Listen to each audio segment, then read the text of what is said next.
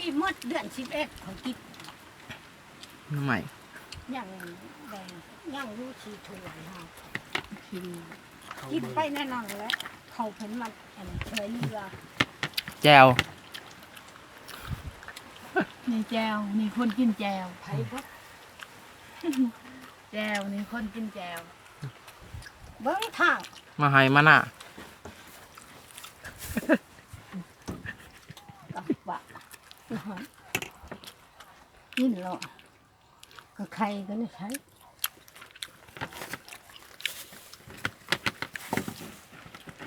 นี่อ้วนเนี่ยเขาจะกินมีเขาจะต้มให้อย่างนี้น้อยต้มหนูโตแล้วมันรู้ไหมว่านี่ขอเอาหมดแล้วฮะจักแล้วหาแถวนี่บ่มีหาบ่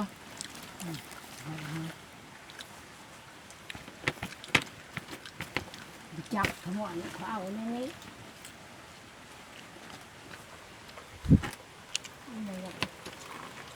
ถ้าเอาบ่อมันว่างแตะมันจะกว่าแต่ว่ามันเก่งเลยครับอันนี้ก็ลงเฟซ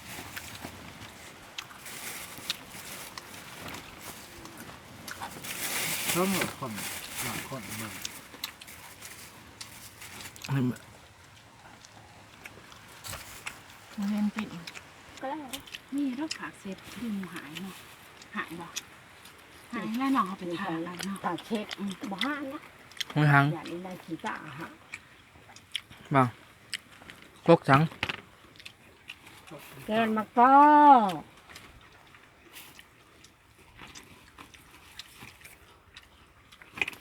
เขากินหนามไล่แล้วบุกคุกโตเขานั่นแล้วเขาตัดกินเขาคืน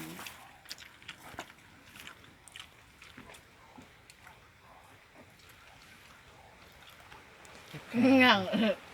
เฮ้ยอย่างอ่ะ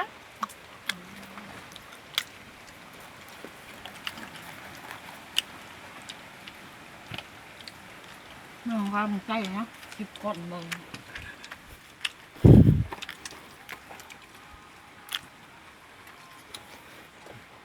แดดหอลายชอบปีแล้ว